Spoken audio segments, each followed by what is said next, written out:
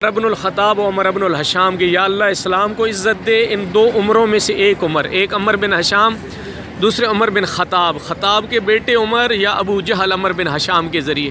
گویا کہ اللہ کے حبیب صلی اللہ علیہ وسلم نے کہا میرے اللہ ان دو میں سے ایک آئے، میں نے نام پیش کر دیے، انتخاب کرنا تیرا کام ہے۔ تو میرے کریم اللہ نے حضرت عمر بن خطاب رضی اللہ تعالیٰ عنہ کا انتخاب کیا۔ وہ یہیں پہ تشریف لائے، صحابہ کرام کو تعلیم دی جا رہی تھی۔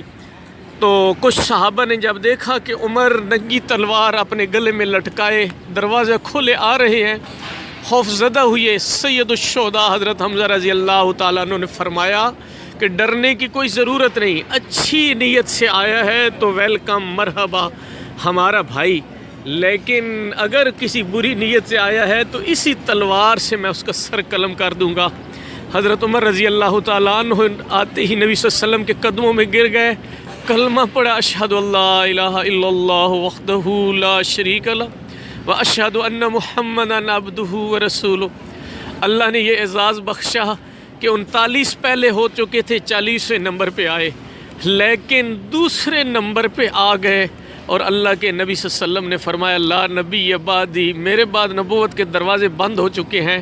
وَلَوْ كَانَ بَعْدِي نَبِيًّا لَعُمَرَ، اگر میرے بعد اللہ نے کسی کو نبوت کا تاج پہچانا ہوتا تو وہ عمر ہوتے۔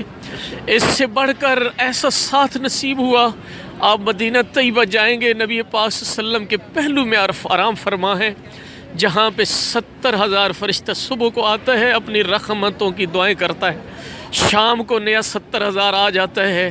آج جو 70,000 آیا قیامت تک اس کا نمبر نہیں آئے گا۔ ان نورانی مخلوقات کی دعاؤں کا حصہ عمر کو مل رہا ہے۔ یہ وہ سامنے جگہ ہے جہاں پہ وہ نبی پاک صلی اللہ علیہ وسلم کی خدمت میں حاضر ہوئے تھے۔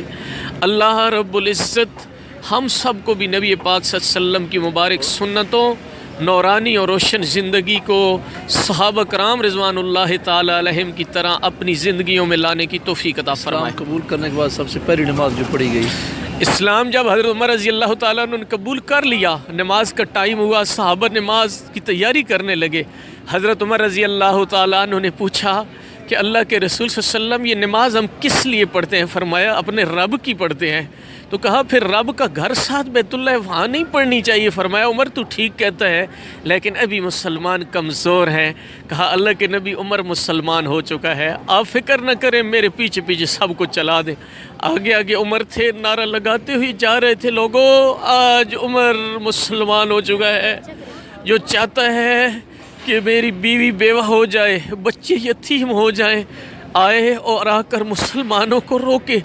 خانہ کعبہ کے اندر بلند آواز سے جا کر نعرہ تکبیر لگایا، اور پہلی نماز جو حرم میں پڑھی گئی مسلمانوں نے با جماعت، وہ حضرت عمر بن خطاب رضی اللہ تعالیٰ عنہ کے اسی مکان پہ اسلام لانے کے بعد ادا کی گئی۔ جزاک اللہ خیرا من امت محمد صلی اللہ علیہ وسلم، امت محمد صلی اللہ علیہ وسلم کی طرف سے اللہ رب العزت حضرت عمر رضی اللہ تعالیٰ عنہ کو بہترین جزا اور بدلے نصیب فرمائے۔ آمین۔ جزاک اللہ۔